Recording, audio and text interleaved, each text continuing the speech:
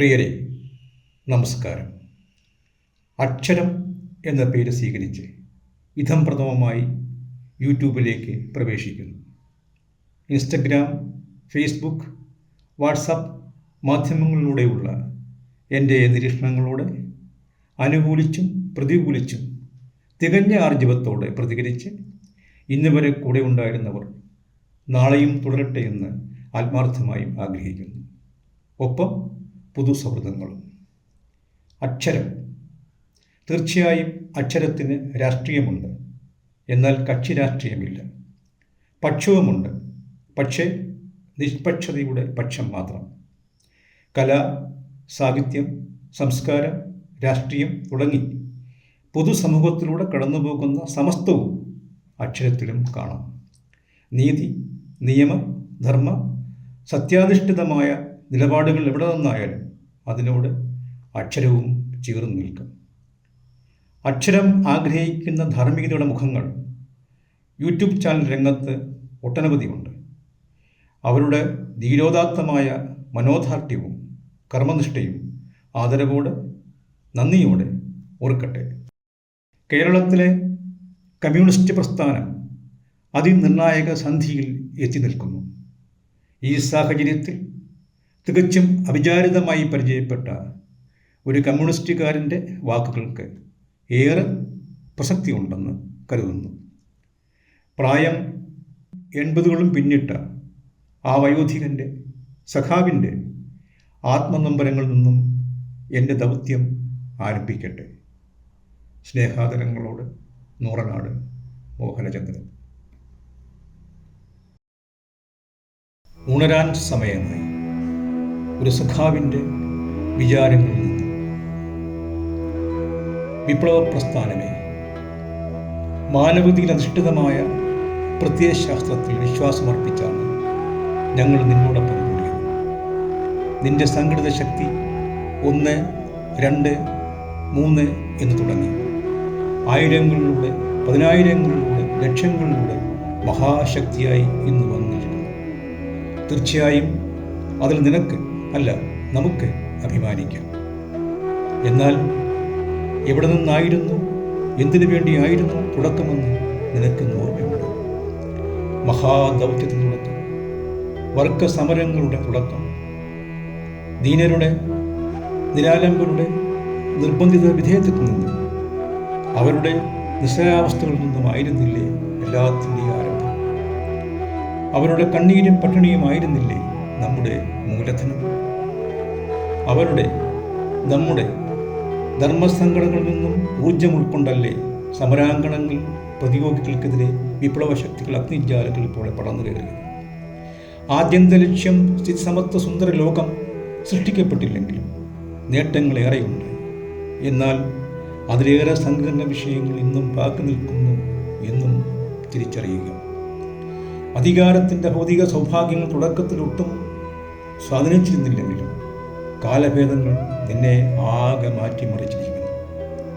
പക്ഷേ എല്ലാ സൗഭാഗ്യങ്ങൾക്കും വിലപ്പെട്ട പലതും നഷ്ടമായിട്ടുണ്ട് എന്നതും നീ ഓർക്കേണ്ടതുണ്ട്. പ്രിയപ്പെട്ട പ്രസ്ഥാനമേ, കയ്യൂരിൻ്റെ, കരിവള്ളൂരിൻ്റെ, വയലാറിൻ്റെ, പുന്നപ്പുറയുടെ, ശൂരനാടിൻ്റെ സമരചരിത്ര വഴികളിലൂടെ ഒരിക്കൽ കൂടി നീ ഒന്ന് സഞ്ചരിക്കും. ഒരു നല്ല നാളെ സ്വപ്നം കണ്ട് കണ്ണുകളിൽ പ്രതീക്ഷകളുമായി വിപ്ലവ വഴികളിൽ തീജ്വാലകളായിരുന്ന പോരാളികളുടെ മുഖങ്ങൾ നിനക്കവിടെ കാണാം. മഹാദൗത്യത്തിൻ്റെ അനിവാര്യ യുദ്ധഭൂമിയിൽ കൊടിയ മർദ്ദനങ്ങൾക്കിരയായി അംഗവൈകല്യങ്ങളാൽ കാലങ്ങളോളം ശയ്യാലംബരായി കഴിഞ്ഞിരുന്ന എത്രയോ ജീവിതങ്ങൾ കാണാം. ആത്മാഹൂതി ചെയ്യപ്പെട്ട ധീരസഖാക്കളുടെ നിശ്ചല ശരീരങ്ങളും നിനക്ക് കാണാം. അണികൾക്ക് ആവേശം പകരാൻ നീ ചൊല്ലിക്കൊടുത്ത മുദ്രാവാക്യങ്ങൾ ഓർമ്മയുണ്ടോ? അതിലൊന്ന് തൊഴിൽ അല്ലെങ്കിൽ ജയിൽ എന്നായിരുന്നു.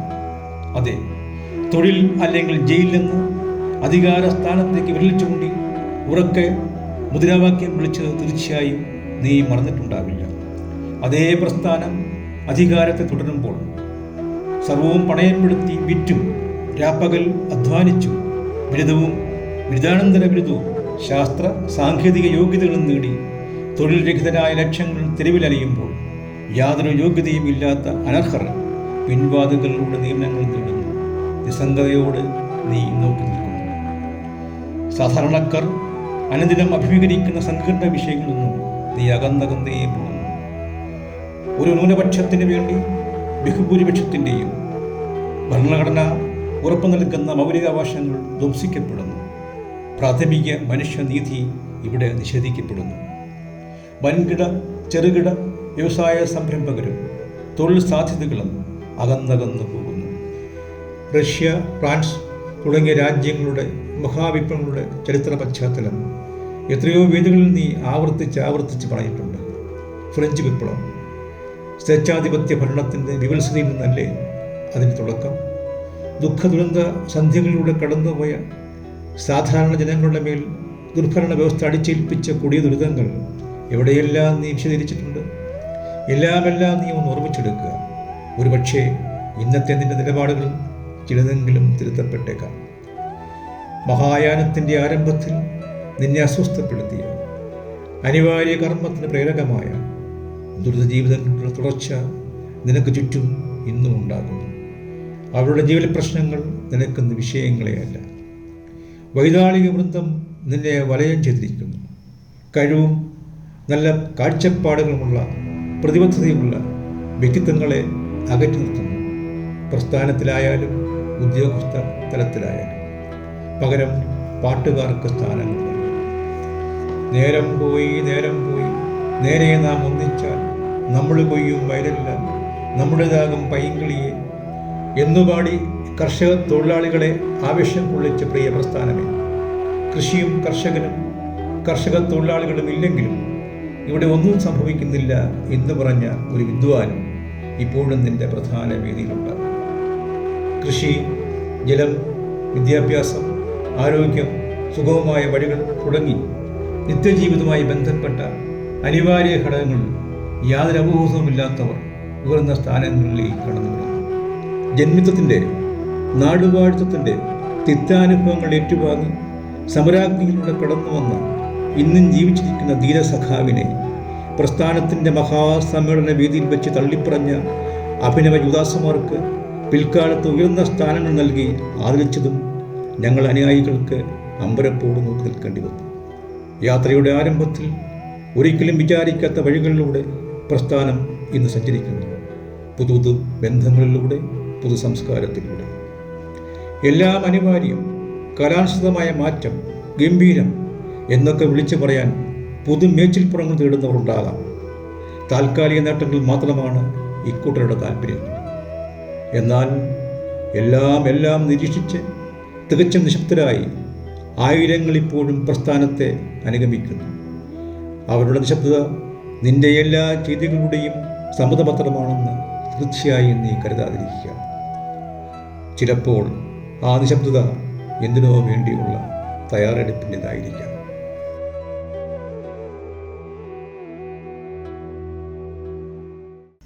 ഇനി ഒരു അനുബന്ധം കൂടി.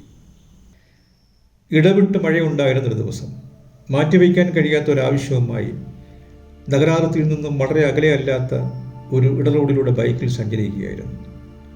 കുണ്ടും കുഴിയും നിറഞ്ഞ വഴിയിൽ ചെളിവെള്ളം കെട്ടി നിൽക്കാത്ത സ്ഥലം കുറവായിരുന്നു. പെട്ടെന്നായിരുന്നു വണ്ടി ഒരു കുഴിയിൽപ്പെട്ട് മറിഞ്ഞത്. പ്രത്യേകിച്ച് പരുക്കൊന്നും ഉണ്ടായില്ലെങ്കിലും വസ്ത്രത്തിൽ ശരിക്കും ചെളി പുരണ്ടിരുന്നു.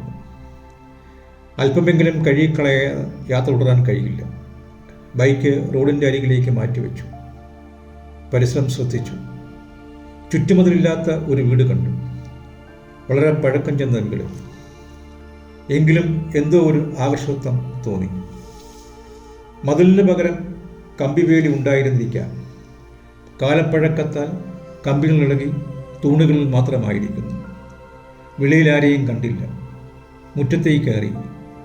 ഒരു ഭാഗത്ത് ഒരു ഇരുമ്പ് തൊട്ടി ശ്രദ്ധയിൽപ്പെട്ടു. വെള്ളവും ഉണ്ടായിരുന്നു. അത്യാവശ്യം ചെളി കഴുകി തിരിയുമ്പോൾ മഴയുടെ ശക്തി കൂടി. കയറിയിരിക്കാം. പിന്നിൽ നിന്നും ആരോ പറഞ്ഞു. തിരിഞ്ഞു നോക്കുമ്പോൾ അരമതിനോട് കൂടിയ വരാന്തയിൽ തടികൊണ്ടുള്ള ചാരുകസരയിൽ ഒരു വൃദ്ധൻ. മഴ കഴിയട്ടെ, കയറിയിരിക്കും. ആ വാക്കുകൾക്ക് ആജ്ഞാശക്തിയുണ്ട്. അനുസരണയുള്ളൊരു കുട്ടിയെപ്പോലെ വരാന്തയിലേക്ക് കയറി. അവിടെ കണ്ട് ചെറിയ ബെഞ്ചിലിരുന്നു. പ്രത്യേകിച്ചൊന്നും സംസാരിച്ചില്ല. ചാരുകസേരയുടെ സമീപത്തുണ്ടായിരുന്ന സ്റ്റൂളിൽ വായിച്ചു നിർത്തിയ ഭാഗം മടക്കാതെ ഒരു പുസ്തകം കമഴ്ത്തി വെച്ചിരിക്കുന്നു. പുറഞ്ചട്ടം ശ്രദ്ധിച്ചു. ബാല്യകാലം. പ്രഭാത് ബുക്സ് മലയാളത്തിലിറക്കിയ ഗോർക്കിയുടെ ബാല്യകാലം പണ്ടെപ്പോഴും വായിച്ചിരുന്നു. വരാന്തയോട് ചേർന്നുള്ള ഭിത്തിയിൽ വളരെ ഭംഗിയോടെ ചില്ലിട്ട കുറേ ചിത്രങ്ങൾ. എക്കാലവും ആദരവോടെ നോക്കിക്കാണുന്ന സഖാക്കൾ P Krishnapillai, EMS, C Achuthamenon, AKG, PKV, TV Thomas, R Sugathan, KR Gouriamma, Thoppil Bhasi, EK Nayanar, Chadayan Govindan, CK Chandrappan, Paloli Muhammad Kutty, MM Lawrence, VS Achuthanandan, G Sudhakaran, Pannyan Raveendran, KK Shailaja. ചിത്രങ്ങളിൽ 2 പക്ഷക്കാരുണ്ടല്ലോ. ഞാൻ പറഞ്ഞു, 2 പക്ഷക്കാരില്ല, എല്ലാം ഒരു പക്ഷം മാത്രം, കമ്മ്യൂണിസ്റ്റ് പക്ഷം. ഈ കാഴ്ചപ്പാടിൽ ഒരു നിരീക്ഷണം മുൻപ് ഞാൻ എഴുതിയിരുന്നു. അതുകൊണ്ട് ആ മറുപടിയിലെ അർത്ഥവ്യാപ്തി ഉൾക്കൊള്ളാൻ കഴിഞ്ഞു. G സുധാകരനും പന്യൻ രവീന്ദ്രനും KK ശൈലജയും. ഇത്രയും പറഞ്ഞ് ചോദ്യഭാവത്തിൽ ഞാൻ അദ്ദേഹത്തെ നോക്കി. അതെ, ആ ഫോട്ടോകൾ കാണുന്ന പഴയകാല സഖാക്കളോടൊപ്പം ഈ കാലഘട്ടത്തിൽ ചേർത്ത് വയ്ക്കാവുന്ന തികഞ്ഞ കമ്മ്യൂണിസ്റ്റുകാർ തന്നെയാകുന്നു സുധാകരനും രവീന്ദ്രനും ശൈലജയും. അങ്ങനെയെങ്കിൽ കടന്നുപോയവരിലും നിലവിലുള്ളവരിലും ഇനിയും ചേർക്കപ്പെടേണ്ടവരില്ലേ? തീർച്ചയായും ചിലർ അകത്തെ മുറികളിലുണ്ട്. നിലവിലെ ചിലർ ഇനിയും നിരീക്ഷിച്ചറിയേണ്ടതുണ്ട്. ഒരു നിമിഷം നിർത്തി വീണ്ടും അദ്ദേഹം വാചാലനായി. ആ വാചാലതയിൽ ഒരു ചരിത്രത്തിൻ്റെ വഴികൾ തുറക്കപ്പെട്ടു. നിർണായക സന്ധികളിലൂടെ, നിലവിലെ സാഹചര്യങ്ങളിലൂടെ, നിലപാടുകളിലൂടെ സഞ്ചരിച്ച് നവകേരള സദസ്സ് വരെ എത്തിയപ്പോൾ അദ്ദേഹം സംസാരം നിർത്തി. ജിജ്ഞാസുവായ വിദ്യാർത്ഥിയെപ്പോലെ ആവേശത്തോടെ ഇരിക്കുന്ന എന്നെ ശ്രദ്ധിച്ച് അദ്ദേഹം തുടർന്നു. താങ്കളുടെ ചോദ്യങ്ങളിൽ നിന്നും വസ്തുതകളെ ഗൗരവമായി നിരീക്ഷിക്കാൻ താങ്കൾ കഴിയുമെന്ന് ഞാൻ വിചാരിക്കുന്നു. അതുകൊണ്ട് ഇനിയും ഒരു വിശദീകരണത്തിൻ്റെ ആവശ്യമുണ്ടെന്ന് തോന്നുന്നില്ല. അദ്ദേഹം നിശബ്ദനായി ശൂന്യതയിലേക്ക് കണ്ണുനട്ട് തളർന്നു കിടന്നു. ആ കാഴ്ച എന്നെ അസ്വസ്ഥപ്പെടുത്തി. ഒരു നൊമ്പരമായി ഇന്നും ഉള്ളിൽ നിലനിൽക്കുന്ന ഒരു പഴയകാല ദൃശ്യത്തിൻ്റെ ആവർത്തനമായിരുന്നു അത്. മനസ്സിൽ ഒരു പഴയകാല കമ്മ്യൂണിസ്റ്റുകാരൻ്റെ മുഖം തെളിയുന്നു. ബാലകൃഷ്ണപിള്ള, എൻ്റെ വല്യമാവൻ കൂടിയായ സഖാവ് പരമേശ്വരത്ത് PK ബാലകൃഷ്ണപിള്ള. നല്ല അനുഭവജ്ഞാനമുണ്ടായിരുന്ന, ധാരാളം വായിച്ച് അറിവുണ്ടായിരുന്ന അമ്മാവനുമായുള്ള ഓരോ കൂടിക്കാഴ്ചയിലും പുതു അറിവുകൾ പകർന്നു കിട്ടിയിരുന്നു. അങ്ങനെയാണ് ഒരു ദിവസം കമ്മ്യൂണിസ്റ്റ് പ്രസ്ഥാനത്തിൻ്റെ ചരിത്രം ആദ്യം അറിയുന്നത്. ചരിത്ര വഴിയിൽ 1960കളുടെ ആരംഭത്തിലെ ആ ശപിക്കപ്പെട്ട ദിനത്തിൽ 1964 നവംബർ 7. അതുവരെ ഒരേ വഴിയിലൂടെ തോളോട് തോളുരുമി സഞ്ചരിച്ചിരുന്ന സഖാക്കൾ എന്നേക്കുമായി വേർപിരിയുന്ന നാമം വിളിക്കുമ്പോൾ മറ്റെന്തിനേക്കാളും പ്രസ്ഥാനത്തെ സ്നേഹിച്ചിരുന്ന അദ്ദേഹത്തിൻ്റെ മുഖം ചുമന്നിരുന്നു. ഉത്കടമായ ആത്മസംഘർഷത്താൽ വാക്കുകൾ നാവിലുടക്കി. ഒന്നും സംസാരിക്കാനാവാതെ വിദൂരതയിലേക്ക് നോക്കി കിടന്ന അമ്മാവൻ്റെ മുഖം ഓർമ്മയിൽ നിന്നും തീജ്വാലയായി നിൽക്കുന്നു. അതേ മുഖമാണ് ഇവിടെ ഈ വയോധികരിൽ ഞാൻ കണ്ടത്. യഥാർത്ഥ കമ്മ്യൂണിസ്റ്റുകാരൻ്റെ സമാനതയുടെ മുഖം. അതേ ഭാവത്തോടെ, അതേ ആർദ്രതയോടെ, അതേ ആർജവത്തോടെ, അതേ ആത്മനൊമ്പരങ്ങളോടെ. പുറത്ത് മഴ തുള്ളിമുടുന്നു. ഞാൻ എഴുന്നേറ്റു. ഒപ്പം അദ്ദേഹം. ഈ വൃദ്ധൻ്റെ വാക്കുകൾ അരോചകമായിട്ടില്ലെങ്കിൽ തരപ്പെടുമെങ്കിൽ വീണ്ടും വരിക. അങ്ങനെയാകട്ടെ, അങ്ങ് പറഞ്ഞ കാര്യങ്ങൾ സമൂഹ മാധ്യമങ്ങളിൽ ഞാൻ കുറിക്കുന്നുണ്ട്. അതാകുമ്പോൾ എഴുത്തുകാരനും എഡിറ്ററും പ്രസാധകനും ഒരാൾ തന്നെയാണല്ലോ. അദ്ദേഹം ചിരിച്ചു. എന്നിട്ട് പറഞ്ഞു, ആയിക്കോട്ടെ, നല്ലത് തന്നെ. പക്ഷേ എൻ്റെ പേര് എഴുതരുത്. സംഭാഷണമധ്യേ മുൻപ് പേര് പറഞ്ഞിരുന്നു. ആവശ്യമെങ്കിൽ ഒരു സഖാവെന്ന് കൊടുക്കുക. അങ്ങനെ പറയുന്നതാണ് ഏറെ ഇഷ്ടം. കൂട്ടത്തിൽ പറയട്ടെ, പൊതുസമൂഹം ഏറെ ബഹുമാനത്തോട് കാണുന്ന നേതാക്കന്മാരെ പോലെ ചിലപ്പോൾ അതിനുമുപരി പ്രതിബദ്ധതയുള്ള ആയിരങ്ങൾ പ്രാദേശിക തലങ്ങളിൽ ഇന്നും പ്രവർത്തിക്കുന്നു. നേരത്തെയും പ്രവർത്തിച്ചിരുന്നു. അത് ഓർക്കുക എന്നുകൂടി പറഞ്ഞ് അദ്ദേഹം അകത്തെ മുറിയിലേക്ക് കടന്നുപോയി. ചുറ്റുമതകളില്ലാത്ത പണ്ടെപ്പോഴും ഉണ്ടായിരുന്ന കമ്പിവേലിയുടെ കമ്പികൾ പൊട്ടിയകന്നു. തൂണുകൾ മാത്രം ശേഷിക്കുന്ന ആ വീടിൻ്റെ ഒട്ടനവധി അനുഭവങ്ങളുടെ സുഖദുഃഖങ്ങളുടെ സ്മൃതികൾ പേറുന്ന ആ പഴയ വീടിൻ്റെ മുറ്റവും കിടന്ന് കുണ്ടും കുഴിയും ചെളിയും നിറഞ്ഞ റോഡിലേക്ക് ഇറങ്ങുമ്പോൾ മഴ മാറിയിരുന്നെങ്കിലും ആകാശത്ത് കാർമേഘങ്ങൾ ഉരുണ്ടുകൂടുന്നുണ്ടായിരുന്നു.